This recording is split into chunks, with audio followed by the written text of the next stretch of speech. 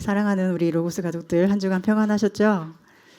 네, 24년 지난 한 해를 돌아보면 저는 두 개의 단어가 생각이 났습니다.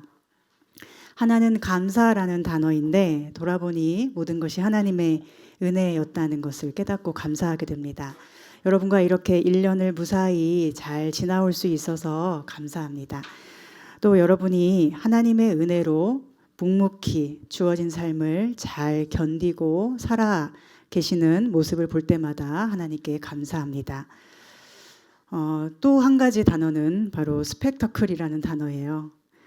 이 단어는 어떤 영화를 볼 때 영상의 화려함이나 웅장함 같은 것을 뜻하는 단어로 쓰이죠. 그렇지만 우리 삶을 돌아보거나 우리 하루의 일상을 잠자리에 들기 전에 돌아볼 때도 참 스펙타클했다 이렇게 쓰이기도 하죠. 지난 한 해는 저에게도 참 스펙타클한 해였던 것 같아요. 돌아보니까 작년 말부터 노예 가입을 위해서 총회에서 수료해야 되는 개척훈련 과정을 신청을 했고 지난 1월부터 준비해서 4월에 저 멀리 임실까지 가서 그 훈련을 받고 또 5월에 이제 마지막 수료식까지 숙제도 다 했고 이렇게 했는데 하나님의 인도하심 안에 잘 준비하다가 마지막 그 5월 수료식을 하던 중순쯤에 몸의 이상을 감지하게 되고 그때부터 각종 검사와 또 7월에 잡힌 수술과 또 그 후에 계속된 치료 과정과 지난 11월에 또 한 번의 수술 그리고 지금 회복기까지 지난 1년은 정말 스펙타클한 시간이었던 것 같아요. 특히 지난 개척 1주년 예배를 앞두었던 월요일에 암 진단을 받고 이것을 여러분에게 알려야 하나 알리지 말아야 하나를 두고 굉장히 고심을 하다가 우리가 가족이라고 내가 늘 말해왔다면 솔직히 말씀드려야 된다 생각해서 결국 개척 1주년 예배 때 오픈한 후에 그때부터 지금까지 6개월이 지났습니다. 6개월의 치료 과정은 저에게는 순간순간이 긴장의 연속이었어요. 매 순간 죽음이라는 것을 생각하지 않을 수 없었습니다. 어쩌면 죽음을 늘 생각하면서 살아야 됐기 때문에 그래서 스펙타클했다고 생각되는 것 같아요. 순간순간, 장면 하나하나가 다 강렬하고 인상적이었습니다. 그런 지난 1년을 돌아보는 송년주일 예배를 준비하며 여러분과 어떤 말씀을 나눌까 주님 앞에 고민을 많이 하게 되었어요. 오래 생각할 시간은 그렇게 없더라고요. 지난 성탄절 예배를 마치고 너무 피곤해서 오늘이 주일인가 했는데 수요일 밤이어서 예배 준비할 시간이 며칠 없구나. 그래서 체력적으로나 영적으로나 조금 쉽지 않은 설교 준비였어요. 그러나 여러 본문을 살펴보다가 결국 이 본문을 택하게 된 것은 하나님께서 이번 12월 연말이 되면서 계속 저에게 주셨던 말씀이 사도행전의 이 마지막 부분이었기 때문이에요. 지난 1년간 함께 풍랑을 헤쳐나온 여러분과 함께 1년을 돌아보면서 은혜를 나누고 앞으로 가야 할 길을 말씀 안에서 함께 생각해 보게 하시는 것 같습니다. 지난 22일 주일에 벌써 일주일밖에 안 됐는데 굉장히 오래된 것 같죠? 그때 우리가 함께 식사할 때도 저는 이 바울의 마지막 로마로 가는 이야기들을 통해 우리 로고스 교회를 돌아봤었어요. 풍랑을 만난 배 안에서 하나님의 위로와 소망을 나누고 떡을 만들어 하나님 앞에 감사기도 드리며 함께 떡을 떼어 먹었던 바울과 배에 타고 있던 276명 바로 우리 교회 식구들의 모습과 겹쳐 보였습니다. 그래서 그런 마음으로 지난 주일에 식사를 준비했고 마치 성찬식과 같이 귀하고 아름다운 시간으로 저에게 간직이 될 것 같습니다. 여러분에게도 그럴까요? 감사합니다.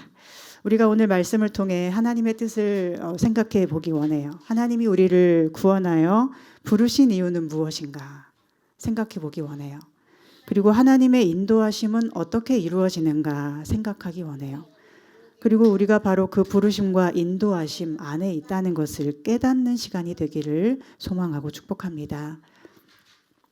바울이 로마에 가는 길은 하나님의 구원의 복음을 전하러 가는 길이었습니다. 그러나 전에도 한번 말씀드렸듯이 바울에게 주어졌던 현실은 죄수의 신분이 되어서 로마 군인에 의해 호송되는 것이었어요.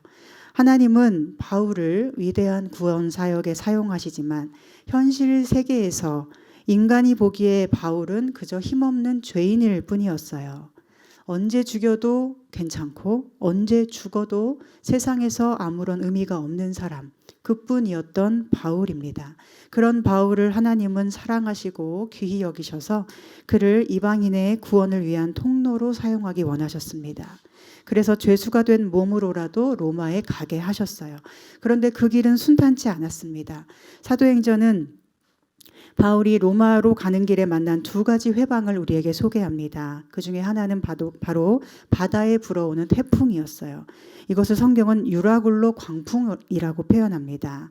지중해 지역에서 이 광풍은 누구도 피해갈 수 없는 무시무시한 태풍이었다고 합니다. 특히 바울이 가던 시기는 겨울철인데 북서풍이 매우 거세게 불기 때문에 그 맞바람을 뚫고 배가 나아가는 것조차 힘든 데다가 이 유라굴로 광풍이 겹쳐서 불면 어떤 강력한 배일지라도 바다에서 표류하다가 침몰하거나 깨어지는 것이 당연한 것이 바로 이 태풍의 위력이었다고 합니다. 이 광풍이 바울의 로마로 가는 길을 회방하고 있었습니다. 그 광풍 속에서 바울이 탄 배는 무려 며칠을 표류했을까요? 무려 14일을 그 깊은 바닷속에서 표류했습니다. 살 소망이 완전히 끊어져 버렸어요. 배에 타고 있던 선원들 그리고 호송하는 군인들 다 합치면 276명이라고 기록되어 있는데 그중에 누구도 살 소망이 없었습니다. 아무것도 할 수 없고 무엇을 한다고 해도 그들이 배를 구조할 힘이 없었어요.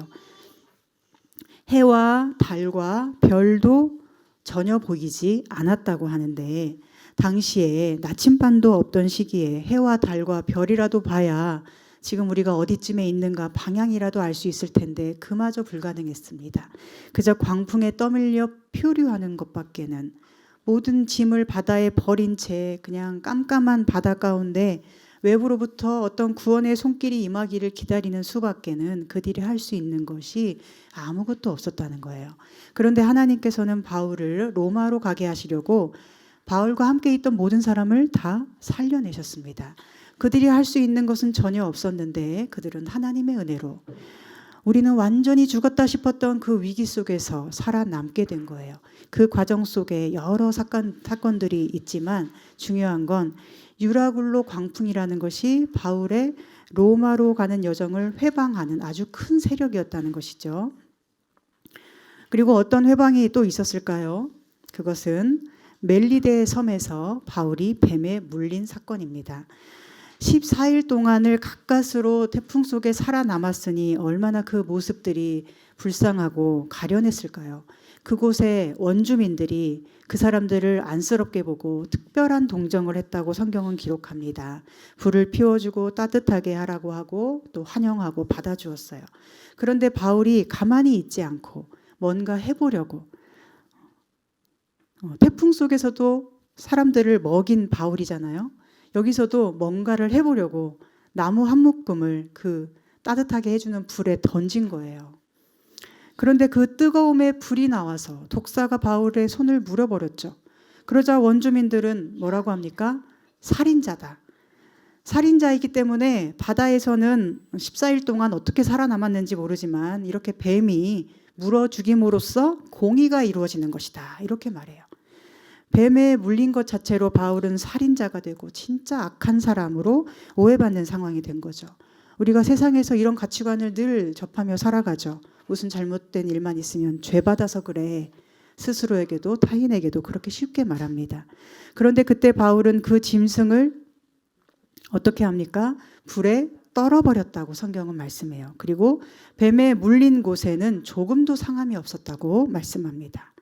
물리지 않은 게 아니라 뱀에 물렸는데도 상하지 않았다는 거예요. 그러자 사람들은 이제 그가 독사에 물린 곳이 이제 곧 부풀어 올라서 죽게 될 거라고 당연히 예상을 했는데 아무런 이상이 없으니 이제는 뭐라고 말을 바꿉니까? 아, 그는 신이다. 이렇게 사람의 마음은 한없이 가벼워요. 그렇죠? 게다가 그곳에서 가장 높은 사람인 보블리오라는 사람의 부친이 열병과 이질에 걸려서 누워서 사경을 헤매고 있는데 바울이 그 어르신을 위해서 안수하고 기도했더니 고침을 받아서 이제 바울에게로 사람들은 모든 질병을 가지고 다 나오게 되고 기도와 안수로 고침을 받게 됩니다. 하나님은 왜 바울을 뱀에 물리게 하셨을까요? 뱀은 구약 시대부터 사탄의 상징이지 않습니까?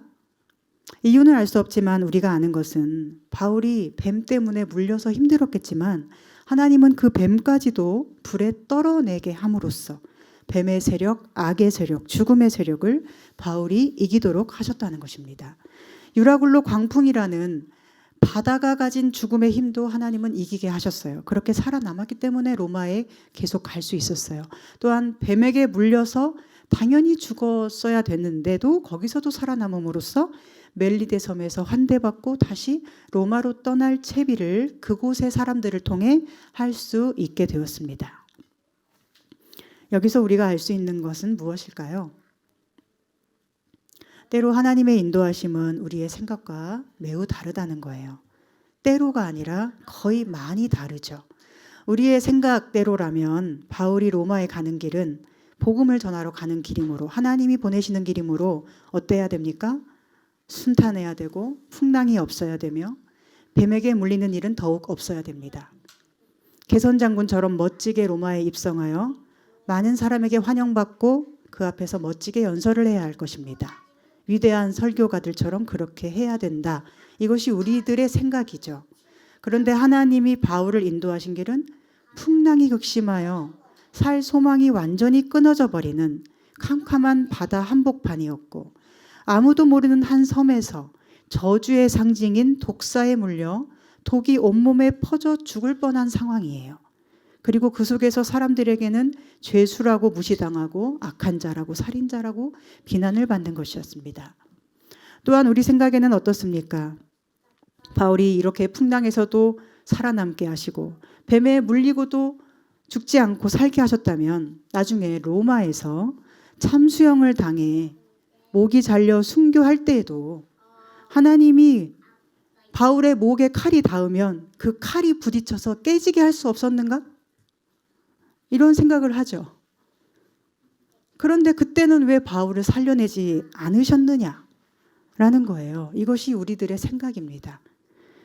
그러나 이 로마로 가는 바울의 여정을 통해 우리가 생각해야 되는 것은 인간이 생각하는 대로가 하나님의 뜻이 아니라는 거예요. 때로 가까스로 살아남기만 해야 하는데도 거기에 하나님의 섭리가 있을 수 있습니다. 때로 죽음을 통해서도 거기에 하나님의 뜻이 있을 수 있습니다. 하나님은 풍랑을 통해서도 일하시고 독사를 통해서도 일하시고 죽음을 통해서도 일하시는 분입니다. 바울의 모든 길은 하나님의 길이었고 하나님의 역사 한가운데에 바울이 있었습니다. 그러나 그 가운데 있었던 사람들은 알지 못했을 것입니다. 풍랑에서 살리고 독사에게서도 살려서 하나님이 로마로 이끄시는데도 그 가운데 그 속에 있는 사람들은 잘 모른다는 것입니다. 개척 1주년 예배를 앞두고 암선고를 받았을 때 저는 몹시 괴롭고 힘이 들었습니다.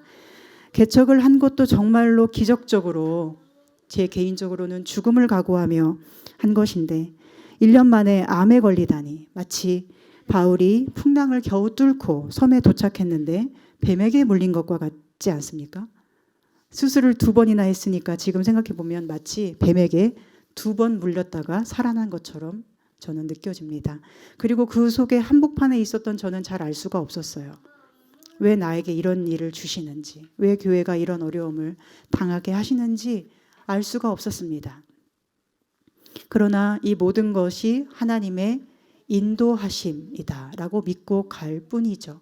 오늘 내게 주신 현실이 풍랑이라면, 독사에 물리는 것이라면 그런 현실을 주신 하나님의 역사를 믿고 나를 드리는 것이 오늘 그리스도인인 우리가 해야 할 일이지 않습니까? 하나님은 하나님의 뜻을 회방하는 어떤 세력이라도 다 이기시고 우리를 능히 그 위에 우뚝 세우시는 분입니다. 풍랑 위에 세우시고 뱀의 악한 세력 위에 우리를 높이 세우시고 우리를 우리의 높은 곳으로 다니게 하시는 하나님이십니다. 그리고 바울을 로마에 이끌어 가신 것처럼 우리를 이끄시는 모든 곳에서 우리는 하나님의 이름을 높이고 선포하며 자랑하며 그렇게 살아가면 되는 것입니다. 그것이 우리를 부르신 하나님의 뜻입니다. 우리는 살아서도 하나님의 뜻을 이루고 죽어서도 하나님의 뜻을 이루는 하나님의 사람으로 부르심을 받은 거예요. 우리는 건강해서도 하나님의 뜻을 이룰 수 있지만 병든 몸을 통해서도 하나님의 뜻을 이룰 수 있는 하나님의 사람으로 부름받은 것입니다. 바울의 여정은 바로 그 하나님의 섭리를 우리에게 보여주고 있습니다. 그런데 우리는 너무 얄팍한 생각에 사로잡히기가 쉬워요. 아까도 이야기했지만 왜 하나님은 로마에서는 칼이 목에 부딪혀 칼이 잘려나가게 하지 않으셨는가? 왜 거기서는 바울을 죽게 하셨는가? 그렇게 살아남는 것, 뭔가 일이 인간이 생각하는 대로 술술 잘 되는 것만, 그런 것에 대해서만 집착을 가지고 살다 보면 어떻게 될까요? 우리는 하나님이 우리를 부르신 진정한 뜻을 잊어버리게 되고 나의 안위를 위하여 하나님의 길을 저버리고 하나님의 자녀됨을 포기하는 우를 범하게 됩니다. 최근에 독립운동가들의 삶을 다룬 영화를 봤는데 거기 보면 독립운동을 하던 사람이 밀정이 되는 과정이 짧게 그려져 있었습니다. 작전을 수행하던 중에 일본군에게 들켜서 맨몸으로 싸우다가 그 기차 속에서 바닥으로 떨어져서 이제 혼자 일본군에게 붙잡히게 되고 고문실에 끌려가서 벌거벗겨진 채로 극심한 두려움 속에 물고문을 받다가 너무나 무서우니까 살려주세요, 살려주세요 하며 애원하는 장면이 나왔어요. 그래요. 그렇게 그는 밀정이 되어버렸습니다. 저는 그 모습을 보면서 저 상황에서 과연 어느 누가 밀정이 되지 않을 수가 있을까 생각했어요. 독립운동한다고 맨날 추운 데서 고생하지. 싸우다가 죽을 뻔한 위기가 수없이 많지. 고문당하지. 끔찍하지. 먹을 것은 없어 배는 쫄쫄 굶어야 되지. 얼마나 일본군의 세력은 화려하고 막강하고 두렵습니까? 눈 한번 딱 감고 살면 먹고 살 수 있는데 독립군들의 생활은 너무 처참하고 고단해요. 어쨌든 그가 밀정이 됐기 때문에 그때부터 독립군들의 계획이 일본군에게 다 드러나게 되고 계속 무산되고 실패하게 되었겠죠. 한 번은 그 일본군 중에 한 명이 그 밀정이 된 자 앞에 밥상을 차려놓고 자기 앞에만 스테이크를 놓고 그 스테이크 한 점을 썰어서 개에게 던져주듯이 그 접시에 던져놓았어요. 그러자 망설이던 이 밀정이 급히 손으로 집어먹었어요. 또다시 일본군이 자기 접시에 있는 스테이크 전체를 마치 개에게 주듯이 이 사람 앞접시에 던져놨어요. 그러자 이 밀정이 그 스테이크를 손으로 움켜쥔 채 우걱우걱 통째로 씹어먹으면서 닭똥 같은 눈물을 뚝뚝 흘립니다. 이번 설교를 준비하면서 바울이 로마로 가는 길을 보면서 저는 이 장면이 떠올랐어요. 하나님의 인도와 섭리를 믿지 못하고 자기에게 주어진 현실만을 바라본다면 우리는 누구라도 이렇게 될 수밖에 없다는 것을 깨달았어요. 눈앞의 환경은 어렵고 악이 주는 고통은 극심하고 죽음의 공포는 너무도 두려우니 살기 위해서 나의 안위와 먹고 사는 문제가 너무 중요해져서 하나님의 뜻이라는 더 원대한 꿈은 뒤로 사라져버리는 것입니다. 이것은 단지 독립운동의 문제가 아니죠. 우리는 하나님 나라를 수호하는 하나님의 군사들, 하나님 나라의 독립군과도 같은 존재입니다. 이 세상은 마치 그 옛날의 일본군들처럼 사탄이 모든 것을 점령하고 돈으로, 명예로, 권력으로 우리의 욕망을 부추기며 그것들을 마치 개에게 주듯이 조금씩 조금씩 던져주면서 우리를 마음대로 부리려고 합니다. 우리를 호령하려고 합니다. 말 안 들으면 죽이겠다고 공중 권세 잡은 마귀는 항상 우리를 협박하고 있습니다. 독립을 위해 싸우다가 악한 마귀 권세에 붙잡혀서 그 마귀 권세가 목숨 가지고 장난질을 치고 먹을 것을 가지고 장난질 치고 세상 욕망을 가지고 비웃고 조롱하면 어느 누가 거기서 살아남을 수가 있겠습니까? 그런 밀정, 오늘 우리 기독교 용어로 한다면 배교자가 되어 순교자를 위기에 빠뜨리게 되는 상황이 우리에게 없기를 바라고 있지만 그런 상황조차 마음대로 됩니까? 다만 어떤 상황에서도 우리는 주님을 부인하지 않을 수 있기를 바랄 뿐입니다. 순교라는 것이 기독교에서는 최고의 가치죠. 그런데 사실은 아무나 할 수 있는 건 아니에요. 순교할 수 있는 상황도 은혜로 주어져야 할 수 있는 거죠. 정말 하나님을 사랑해도 이렇게 악한 권세 앞에 극심한 고문당하고 순교할 상황이 아닌 정말 밀정이 될 수밖에 없는 상황으로 몰려가면 어느 누가 그 핍박을 견뎌낼 수 있겠습니까? 그러니 만약 살아남고 잘되고 성공하고 번영하는 것만이 하나님의 섭리이고 인도라고 여긴다면 우리가 어떻게 하나님의 뜻 안에 살 수 있을까요? 어떻게 개가 되지 않을 수 있다고 장담할 수 있습니까? 저는 하나님께 기도합니다. 하나님, 제가 하나님의 길에서 아무리 힘들어도 개가 되지는 않게 해주세요. 살아남기 위해서 개처럼 사탄이 주는 것 받아먹는 일은 없게 해주세요. 내가 살아있으나 죽으나 끝까지 하나님의 고결한 백성으로 남게 해주세요. 한 그릇 떡 조각을 위하여 마귀에게 목숨 구걸하는 비겁한 자 되지 않게 해주세요. 굶어 죽더라도 혹은 이 질병 가운데 죽더라도 끝까지 하나님을 신뢰하며 견딜 수 있게 해주세요. 이렇게 기도합니다. 하나님의 은혜는 우리를 생활의 안락으로 인도하는 것이 아닙니다. 하나님의 은혜는 우리를 영원한 생명의 길로 인도하는 것입니다. 우리가 은혜를 자꾸만 일상의 평온함 정도로만 생각해버리면 영원한 생명을 주시고 생명길로 우리를 인도하시는 하나님의 뜻과 길에서는 벗어나게 됩니다. 은혜라는 것은 어떤 형편에서든 하나님께 쓰임받을 수 있는 힘을 주시는 것이지 내 생활의 안락을 위한 도구가 아닙니다. 하나님의 뜻이 내 삶의 목적이 되어야지 나의 생활의 안락이 목적이 되어버리면 우리는 언제든 개가 될지 모릅니다. 사탄이 던져주는 고깃덩어리, 집 한 채에 만족한 채 하나님의 뜻과 길에서 떠나버리게 되는 것이죠. 오늘 우리 모습을 돌아봅시다. 하나님의 역사와 하나님의 길에 내가 서 있는가? 지금 우리는 다 알지 못합니다. 그러나 오늘의 이 현실 속에서 하나님이 어떻게 나를 이끌어 가시는지 그 인도하심과 섭리를 믿음으로 볼 수 있기를 소망합니다. 이 모든 현실을 주신 분이 하나님이십니다. 그렇다면 우리는 하나님의 역사를 믿고 나를 드릴 줄 아는 참 신앙인으로 서기를 소망합니다. 그리고 바울처럼 언젠가 로마에 도착할 때 회상하고 고백할 수 있으면 좋겠습니다. 그래, 하나님이 나를 풍랑에서 건져주셨지. 하나님이 나를 독사에 물렸는데도 살려주셨지. 그리고 여기까지 나를 인도하셔서 복음을 전하게 하셨지. 그러나 그 날이 올 때뿐 아니라 지금 아무것도 보이지 않고 아무것도 알 수가 없는 현실 속에서도 우리는 고백할 수 있어야 하겠습니다. 하나님이 지금 내 길을 인도하신다. 하나님이 지금 우리 교회를, 우리 가정을, 우리 나라를 인도하고 계신다.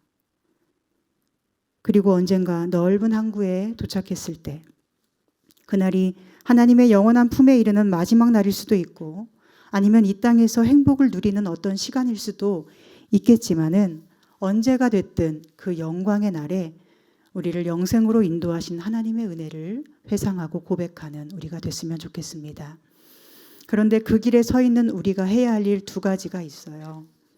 그 중에 하나는 하나님 말씀을 붙잡는 것이고 또 하나는 뱀의 권세를 떨쳐내는 것입니다. 바울이 풍랑 속에서 두려워하지 않을 수 있었던 것은 원래부터 강심장이어서가 아니고요.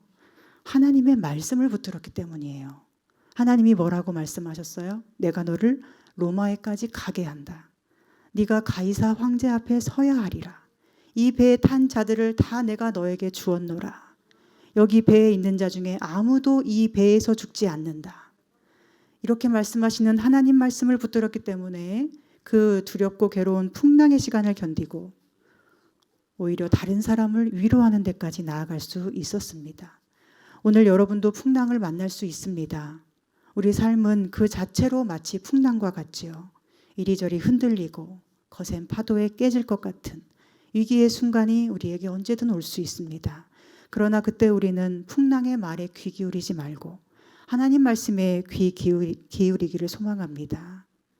넌 죽을 거야, 소망이 없어 라고 속삭이는 세상 마귀 권세에는 귀를 닫고 넌 살 거야, 내가 널 살릴 거야, 너는 잘 될 거야 라고 하시는 하나님 말씀에 귀를 열어서 항상 소망을 가지고 그 소망을 전하는 우리가 되었으면 좋겠습니다. 또 한 가지 하나님의 인도하심 안에서 우리가 해야 할 일, 바로 뱀을 불에 떨쳐버리는 거예요. 떨어내버리는 거예요. 여러분, 뱀은 성경에서 무엇을 상징합니까? 악한 마귀예요. 요한계시록에서는 짐승이라고 나오기도 하죠. 그 짐승을 불에 떨어버렸다. 이 본문을 보면서 저는 바울이 자신을 향해 공격하는 모든 사탄의 목소리와 권세와 그 사탄의 영향력을 성령의 불에 태워버렸다고 읽혀졌습니다. 우리 속에는 늘 뱀의 목소리가 들려옵니다. 저도 그렇습니다. 뱀이 늘 저에게 속삭입니다. 지난 성탄절을 보낸 후에도 이런 목소리가 들려오더라고요. 네가 더 잘해야 교회가 부흥을 하지. 네가 못하니까 사람들이 안 오잖아. 그러니 성도님들이 기쁘겠어? 네가 설교를 세상에서 제일 잘하는 우주 최강 설교 목사가 되면 아무리 교회 건물이 작아도 부흥이 될 텐데 네가 못해서 그래. 그렇게 함께 예배하신 여러분에게 자꾸 미안한 마음을 들게 하고 죄책감을 가지도록 뱀의 목소리가 저를 계속 물어대는 것 같았어요. 마음을 다잡으려고 이런 생각도 해봤습니다. 성도 없는 것이 네 탓이면 많아지면 너의 공로냐? 그렇지 않다고 그 대답했어요. 그렇지 않지. 그럼 내 잘못이 아니지 라고 생각을 하지만 그런데도 뱀은 끊임없이 저를 물고 놓아주지 않더라고요. 그런데 그 뱀의 끈질긴 목소리를 이긴 것은 바로 하나님의 말씀이었어요. 하나님은 어떻게 말씀하셨을까요? 저로 하여금 지난 1년을 돌아보게 하시고 1년 동안 겪어낸 모든 풍랑을 다 돌아보게 하시고 얼마나 수고가 많았니 하셨습니다. 정말 수고했어. 많이 힘들었지? 2번이나 수술받고 한 달 동안 매일 그 먼 병원에 다니고 매 순간 고비고비 두려운 소식 앞에 얼마나 고생이 많았어. 여기까지 잘해왔고 내가 너를 인도하고 있어. 뭘 더 잘하려고 그래. 잘하려고 애쓰지 말고 너는 오직 진리만을 전해라. 그 말씀이 얼마나 위로가 되던지요. 뱀은 우리로 하여금 자기를 자꾸 책망하게 하고요. 우리를 늘 정죄합니다. 더 잘했어야 된다고 말해요. 잘 못해서 이렇다고 자꾸 말해요. 바울이 뱀에 물렸을 때도요. 바울이 가만히 있었으면 안 물렸을 거 아니에요? 뭔가를 사람들에게 따뜻하게 해주려고 나무 묶음을 왜 그걸 던져서 너는 뱀에 물렸냐? 이럴 수도 있잖아요. 그게 뱀의 목소리예요. 잘한 것도 잘못한 것이 되게 만들어버리는 것이 뱀의 능력입니다. 그러나 하나님은 우리를 살리시고 용서하시고 사랑하시죠. 우리 존재 자체를 귀히 여겨주십니다. 저는 여러분도 스스로에게 그 하나님의 말씀을 들려주시기를 바라요. 정말 수고했어. 얼마나 힘들었니? 고생 많았지? 하나님이 너를 인도하셔. 잘하지 않아도 돼. 지금 충분해. 지금까지 풍랑과 싸우느라 얼마나 힘들었는데 뭘 더 잘하려고 그래. 더 잘하라는 채찍이 아니라 이만큼 온 것도 잘했다는 위로와 격려로 그런 하나님의 사랑의 말씀으로 자신을 다독여 주었으면 좋겠어요. 그래야 우리가 다른 사람도 그렇게 위로하고 다독일 수 있습니다. 겉으로는 멀쩡해 보이지만 속으로는 각자의 전쟁을 치르고 하나님 은혜로 살아남아서 이 자리에 있는 살아가는 우리 로고스 가족들 한 사람 한 사람 따뜻한 시선으로 바라보시기 바랍니다. 뱀의 목소리가 가득한 세상에서 하나님의 목소리를 들려줄 수 있는 우리가 되기를 바랍니다. 바울이 풍랑으로 위태로운 배 안에서 먹을 것을 만들어서 먹여준 것처럼 서로가 바울이 되어서 먹이고 위로하고 용서하고 사랑하는 우리가 되었으면 좋겠습니다. 교회를 보면서도 풍랑을 뚫고 여기까지 온 우리 교회 참 장하다. 그렇게 생각해 주세요. 하나님 역사 한가운데 쓰임받고 하나님의 뜻을 이루는 우리 교회 공동체 참 멋지다. 그렇게 서로 격려하고 위로하는 우리가 되었으면 좋겠습니다. 사랑하는 여러분 덕분에 로고스 교회는 지난 1년간 무서운 풍랑을 뚫고 여기까지 왔습니다. 모든 것이 하나님의 은혜입니다. 하나님이 인도하시는 길을 우리가 다 볼 수도 없고 알 수도 없지만 풍랑을 이기게 하시고 뱀에 물려도 살려내시는 하나님께서 모든 것을 이기고 높은 곳에 우리를 세우시며 우리 교회를 통해 세상 가운데 빛을 비추시고 많은 영혼을 살려내는 영광의 날을 주시리라고 믿습니다. 그날에 우리가 함께 하나님의 인도하심을 회상하고 은혜를 고백할 수 있도록 오늘 보이지 않는 하나님의 섭리 안에서도 안심하고 자신과 서로를 사랑하고 용서하며 말씀이 주는 평안을 누리며 하나님 나라를 향해 즐겁게 항해할 수 있기를 간절히 소망하고 축복합니다. 기도하겠습니다. 하나님, 지나간 시간들을 돌아볼 때 모든 것이 은혜였고 감사뿐임을 고백합니다. 순간순간 광풍과 같은 일들을 만났지만 주님이 함께해 주셨기에 여기까지 올 수 있었음을 고백합니다. 때로 독사에 물리는 가슴 아픈 상황을 주시더라도 주님은 우리를 살리시고 가장 좋은 길로 인도하시는 분임을 신뢰합니다. 오늘 우리가 어떤 형편에 있든지 이 길이 주님이 우리를 인도하시는 길임을 신뢰합니다. 이 길에서 더욱 주님을 사랑하며 주님의 섭리에 감사할 수 있게 해 주시옵소서. 우리를 우리의 높은 곳에 세우시고 사슴과 같이 다니게 하시는 주님, 언젠가 더 높은 곳에 세우실 때가 아니라 오늘 바로 이곳에서 우리의 믿음을 고백하게 해 주시옵소서. 지금 우리가 서 있는 이 자리에서 높임을 받아 주시옵소서. 모든 영광을 받아 주시옵소서. 예수님의 이름으로 기도합니다. 아멘.